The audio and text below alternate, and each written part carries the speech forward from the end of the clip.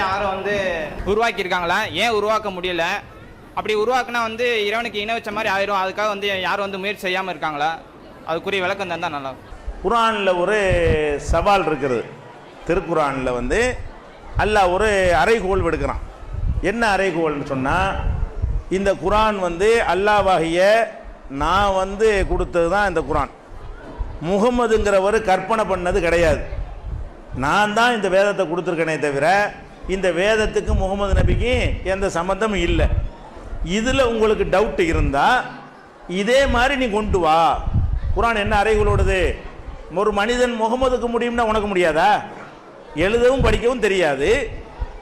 அவராக இந்த குர்ஆனை தயார் பண்ணிட்டாருன்னு சொன்னீங்கன்னா, நீ பெரிய பெரிய பண்டிதர்லாம் இருக்கிறீங்கல்ல, நீங்கள் உங்கள் ஈஸியாக கொண்டு வந்துடலாம்ல அப்படின்னு குர்ஆன் என்ன செய்யுது? அறைகோல் விடுது. அவர் என்ன கேட்குறாருன்னா, இந்த அறைகோலையும் ஏற்றுக்கிற முடியலை, இது வரைக்கும் ஒருத்தனையும் ஏற்றுக்கிறல அப்படின்னு கேட்குறாரு. ஏற்றுக்கிறலங்கிறதுக்கு என்ன காரணம்னா, இயலாது என்பதுதான் காரணம். ஏன்னு கேட்டால், அந்த குர்ஆன் வந்து பல விதத்தில் அதிசயமாக அமைக்கப்பட்டிருக்கிறது. குர்ஆனுடைய பல அதிசயம் சும்மா வந்து அரபியில் எழுதிட்டு வந்துட முடியாது. குர்ஆன் என்பது பல விதங்களில் என்ன இருக்கிறது? அதிசயமாக அதனுடைய கட்டமைப்பு இருக்கிறது. முதலாவது அதிசயத்தை நீங்கள் வழங்கிக் கொள்வதாக இருந்தால் அந்த மொழி தெரியணும். முதலாவது அதனுடைய மொழியுடைய நடை இருக்கு பார்த்தீங்களா, அதுவே ஒரு அதிசயமான ஒரு அற்புதமான நடை. அது அரபு மொழியை யார் அறிந்திருக்கிறார்களோ அவங்க வச்சு பார்த்தா என்ன செய்யும், இது மாதிரி நம்மளுக்கெல்லாம் பேச முடியலையே, இது ஒரு டைப்பான ஒரு நடையாக இருக்குதே என்று சொல்லக்கூடிய வகையில் அதனுடைய நடை அமைந்திருக்கிறது. அது நமக்கு புரியாது, அது மொழி தெரிஞ்சவங்களுக்கு தான் தெரியும், அதை விட்டுருங்க. ஆனால் மீதி உள்ள எல்லாமே எல்லாத்துக்கும் புரியும். வேறு காரணங்கள், இந்த ஒரு காரணம் எல்லாத்துக்கும் புரியாது, மொழி பேசுகிறவங்களுக்கு தான் புரியும். வேறு அற்புதம் என்ன இருக்குன்னு கேட்டால், இந்த குர்ஆன் வந்து அது வசனம்னு சொல்ல இயலாது, கவிதைன்னு சொல்ல இயலாது. இந்த வசனம்னு வசனமாக எழுதுவாங்கல்ல, அதை வசனங்கிற ஒரு அடிப்படையிலேயே அந்த குர்ஆன் அமைக்கப்படலை, கவிதைங்கிற முறையில் இது அமைக்கப்படலை. அந்த காலத்திலையும் இந்த காலம் வரைக்கும் உலகத்தில் இல்லாத ஒரு புது மெத்தடில் இந்த குர்ஆன் வந்து அருளப்படுகிறது. இந்த கவிதைனா எப்படி இருக்கும்? முதல் அடி, ரெண்டாவது அடி, மூணாவது அடிலாம் ஒரே எண்ணிக்கையில், ஒரே அசையில், நேரசை, நிறை அசைலாம் சொல்கிறான் இல்லையா, அந்த மாதிரி அந்த அசைகளுடைய எண்ணிக்கையெல்லாம் கரெக்டான முறையில் அமைச்சா தான் அது வந்து ஒரு சீராக இருக்கும். உதாரணமாக எடுத்துக்கிட்டிங்கன்னா, 4 அடியார்னு சொன்னால் 4 அடியாக இருக்கும். ஒவ்வொரு அடி எத்தனை வரியில் இருக்கும்? 4 வரியில் தான் இருக்கும். ஒரு வரியில் எத்தனை அசை இருக்கிறதோ, எத்தனை அந்த சொல் அழுத்தம் கிடைக்கிறதோ அதுதான் ஒவ்வொரு வரியிலையும் கிடைக்கும். அந்த மாதிரி தான் அதெல்லாம் எழுதியிருப்பாங்க. இப்போ வந்து திருக்குறள் எடுத்துக்கிறீங்கன்னா, அதை எடுத்துக்கிட்டால் 1.25 அடி இருக்கும். திருக்குறள் எத்தனை அடி? அது 4 அடிக்கு பதிலாக 1.25 அடி. 1.25னா முதல் வரியில் 4 வார்த்தை, ரெண்டாவது வரியில் 3 வார்த்தை இருக்கும். திருக்குறளில் எடுத்துக்கிட்டிங்கன்னா முதல் வரியில் எத்தனை வார்த்தை இருக்கும்? அகர முதல எழுத்தெல்லாம், ஆதி வரைக்கும் அங்கே போயிடும். பகவன் முதற்றே உலகன்னு என்ன செய்யும் அடுத்த வரியில் வரும். அப்போ ஒவ்வொரு வரியை எடுத்துக்க பார்த்தாலும் முதல் வரியில் வந்து 4 வார்த்தையும், ரெண்டாவது வரியில் 3 வார்த்தை இருக்குது, கடைசி வரைக்கும் அப்படி தான் இருக்கும். அந்த 1.25 அடி என்பது ஆதியிலிருந்து கடைசி வரைக்கும் ஒரே சீராகத்தான் என்ன செய்யும் அமைக்கப்பட்டு இருக்கும். இப்படித்தான் எல்லா நூல்களும் இருக்கும். அப்போ தான் அந்த ராகம், அந்த ரிதம் கிடைக்க முடியும். அந்த ராகம் போட்டு படிக்கிறதா இருந்தால் அந்த வாசகத்துறை அமைப்புலாம் கரெக்டாக இருக்கணும். குர்ஆனை பொறுத்த வரைக்கும் இப்படி ஒரு சீரான ஒரு வசனத்தையும் ரெண்டாவது வசனத்தையும் பாருங்கள், எந்த ஒரு கணக்குலையும் இருக்காது. அந்த கணக்கு எடுத்து பார்த்தீங்கன்னா, இத்தனை முதல் வசனத்தில் 12 எழுத்து, ரெண்டாவது வசனத்துலையும் 12, மூணாவதுலையும் 12, நாலாவதுலையும் 12, இப்படி சீராக இருந்தால் ஒரு ராகத்துக்குள்ள ஒரு அமையறதுக்கு முடியும். குர்ஆனை பொறுத்த வரைக்கும் ஒரு இதில் வந்து 8 வார்த்தை இருக்குது, ஒரு வசனத்தில் 6 வார்த்தை இருக்குது, அப்புறம் மறுபடியும் 7 வார்த்தையாக போகுது, மறுபடியும் 5 வார்த்தையாக இருக்குது, மறுபடியும் 2 வார்த்தையாக இருக்குது. எந்த ஒரு கணக்குலையுமே அது நிற்க மாட்டேங்குது. எந்த ஒரு அல்ஹம்துலில்லாஹி ரப்பில் ஆலமீன்னா அல்ஹம்து 1, லில்லாஹி 1, ரப்பில் 1, ஆலமீன் 4 இருக்குது. அப்புறம் அர்ரஹ்மான் ரஹீமில் 2ஆக போயிடுது. அர்ரஹ்மான் ரஹீமில் அர்ரஹ்மான் 1, அர்ரஹீம் 1, மாலிகி யோமிதீனில் மாலிகி யோமிதீன் 3 வார்த்தையாக போயிடுது. ஈயாக்கு நஅபுது ஈயாக்கு நஸ்தஈனில் 4 வார்த்தையாக போயிடுது. இப்படி வந்து 6, 5, 3, 4, 7, 8 ஒன்று கிடக்க ஒன்று, எந்த ஒரு ரூல்லையும் வரமாட்டேங்குது. இப்படியான ஒரு இதில் வந்து ராகத்தை கொண்டு வர இயலாது. இந்த மாதிரி அமைக்கப்பட்ட ஒன்றை சீரான ராகத்தில் வாசிக்க இயலுமான்னா வாசிக்க முடியாது. வசனத்தை ராகமாக வாசிக்க முடியாது. கவிதையில் ராகமாக வர்றாந்த கரெக்டான அந்த அந்த ரிதம்லாம் அப்படி அமைஞ்சு இருக்கணும். குர்ஆனை பொறுத்த வரைக்கும் அந்த ராகமாக ஓதுற நீங்கள் பார்க்குறீங்க, அவ்வளோ ரிதமாக அந்த அந்த எந்த ஒரு சீர்லையும் ஒரு ஒழுங்கலையும் அமையாமல் இருந்து கூட கவிதையில் கிடைக்கக்கூடிய அத்தனை சுவையும் அந்த அதில் கிடைச்சி, ஆனால் கவிதை இல்லை. கவிதையில் கிடைக்கக்கூடிய அத்தனை சுவையும் அதில் இருக்கிறது. அது கவிதையா என்றால் கவிதை இல்லை. அதுபோக ஒரு கவிதை என்று சொன்னால் அது எப்படி இருக்கும்னு கேட்டால் நிறைய கற்பனை இருக்கணும், அப்போ தான் கவிதையாக இருக்கும். பொய் இருக்கணும்.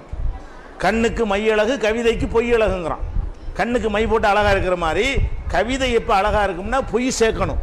எவ்வளோ ஃப்ராடு பண்ணுறானோ அவ்வளோக்கு என்ன இருக்கும், பொய் சேர்க்குறான்னா கவிதை வந்து நல்லா ருசிகரமாக இருக்கும். கவிதையில் அப்படி தானே எழுதுறாங்க, இல்லாதெல்லாம் பொய்யா தானே எழுதுறாங்க. ஒரு தலைவனை பாராட்டுறா கூட என்ன செய்வான், அவனை போட்டுட்டு இந்திரன் சந்திரன் அப்படின்றான், அவனை பெரிய ஒரு இடத்துல கொண்டு வச்சிருவான். இப்படி கூட கூட என்ன செய்வாங்க, மிகைப்படுத்தி சொல்லணும். பொய்யும் மிகைப்படுத்துதலும் தான் ஒரு கவிதையில் இருக்கும். குர்ஆனை பொறுத்த வரைக்கும் பொய்யே இல்லை. எதை அழகுங்கிறானோ, உலகம் பூரா சேர்ந்து கொண்டு கவிதைக்கு எதை அழகுங்கிறானோ அது இல்லாமலேயே உண்மையவே இவ்வளோ அற்புதமாக சொல்லி இருக்கிறது. உண்மையவே இவ்வளோ அற்புதமாக சொல்லி இப்படி கொண்டு வரணும். ஒருத்தன் கொண்டு வர என்ன இருக்கணும்னா அது கவிதையாகவும் இருக்கக்கூடாது, வசனமாகவும் இருக்கக்கூடாது. வசனத்தில் இருக்கக்கூடிய அந்த அந்த ரிதம், அந்த ராகம், அந்த இனிமை இருக்க வேண்டும். கவிதையில் இருக்க வசனத்தில் இருக்கக்கூடிய உண்மை இருக்க வேண்டும். வசனத்தில் இருக்கிற உண்மை இருக்க வேண்டும், கவிதையில் இருக்கிற பொய் இருக்கக்கூடாது.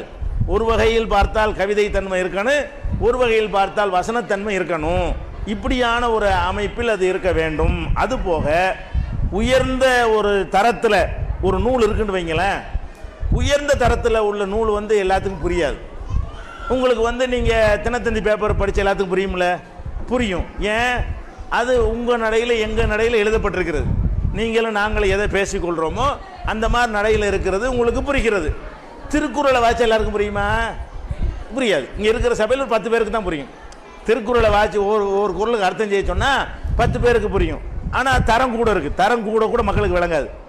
எந்த நூலில் வந்து தரம் வந்து உயர்கிறது, இலக்கிய தரம், அந்த ஓமைகள்லாம் கூட இருக்கிறது. கம்பராமாயணத்தை வாய்ச்சி ஒரு 4 வரியை வாய்ச்சி அர்த்தம் செய்ய சொல்லுங்க பார்ப்பங்க, இருக்கிறாலே யாருக்கும் செய்ய முடியாது.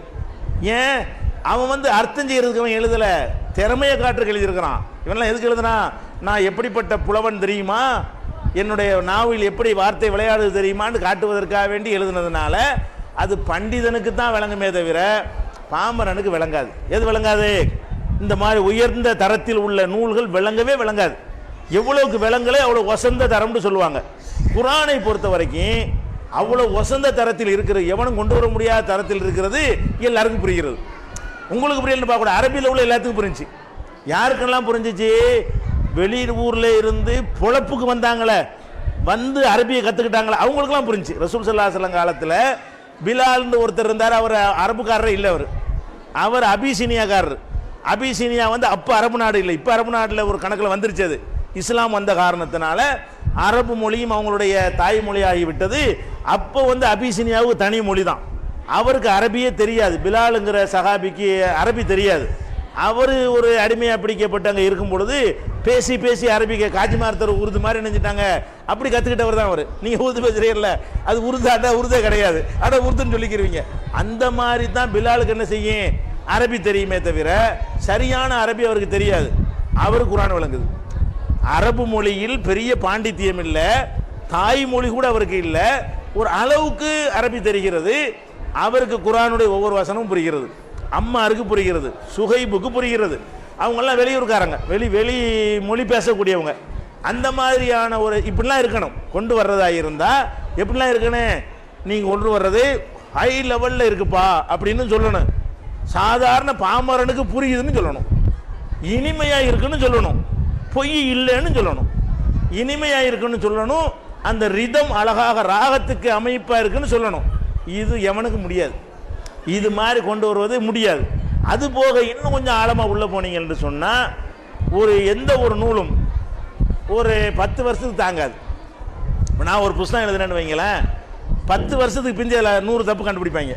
ஏன், நான் வந்து என் காலத்தில் உள்ள அறிவை கொண்டு எழுதியிருப்பேன், பின்னாடி வேறு விஷயங்களை கண்டுபிடிச்சிருவாங்களா, பொய்யா போயிடும். 50 வருஷத்துக்கு முந்தைய புத்தகத்தை கொண்டு வந்தால் அதில் வந்து அவர் ரொம்ப 100% கரெக்டாக அந்த காலத்தில் சொல்லியிருப்பானுவோ. அதை இப்போ எடுத்து பார்த்தீங்கன்னா அதில் 100 தப்பு பார்க்கலாம். 50 வருஷத்துக்கு முந்தைய எழுதின புக்கில் என்ன செய்யலாம், 100 தப்பு பார்க்கலாம். இது 14 நூற்றாண்டு ஓடி போச்சு. குர்ஆனில் ஒரு பிழைன்னு ஒருத்தனை சொல்ல முடிஞ்சா? நம்ம இந்தியாவுடைய அரசியல் சாசன புஸ்தகம் இருக்குது, அது பெரிய பெரிய மேதைகள்லாம் சேர்ந்து எழுதுனாங்க. அவ்வளோ பேரும் சேர்ந்து எழுதி 72 திருத்திவிட்டாங்க. அவ்வளோ பேரும் சேர்ந்து எழுதியும் கூட வருஷம் திருத்துறான். அது இப்போ சரியில்லை. அந்த காலத்தில் எழுதினார்ப்பா, இப்போ சரியாக வருமா அப்படின்னு சொல்லிட்டு எழுதிட்டு போயிடுறாங்க. நமக்கு அரசியல் சட்டம் சொல்லப்பட்டிருக்கு, மார்க்க சட்டம் சொல்லப்பட்டிருக்கு, உலக விஷயம் சொல்லப்பட்டிருக்கு, விஞ்ஞான விஷயம் சொல்லப்பட்டிருக்கு, அறிவுரை சொல்லப்பட்டிருக்கிறது. எந்த ஒன்றாவது இன்னைக்கு பொருந்தலைன்னு சொல்ல முடியுமா? அப்போ காலம் கடந்து நிற்கிது பாருங்க. அதெல்லாம் அந்த மாதிரிலாம் இருக்கணும். குர்ஆன் அப்படித்தான் அறைகூல் விடுது. இது மாதிரி கொண்டு வா பார்ப்போம். இன்னும் சொல்ல போனால் அரபு மொழியில் ஏஜாசுல் குர்ஆன், குர்ஆனுடைய அற்புதம் அப்படிங்கிற தலைப்பில் நூற்றுக்கணக்கான ஆய்வு நூல்களை வெளியிட்டிருக்கிறாங்க. அதெல்லாம் நிறைய காரணம் நினைவில் வந்த சிலதை நான் உங்களுக்கு சொல்லியிருக்கிறேன். அவ்வளவு அடுக்கடுக்கான காரணங்களை சொல்கிறாங்க. அதை வச்சு பார்த்தோம்னு சொன்னால் அது மனிதனுக்கு என்ன செய்ய முடியாது, குர்ஆன் மாதிரி கொண்டு வர இயலாதுங்கிறத நம்ம விளங்கி கொள்ளலாம். அடுத்து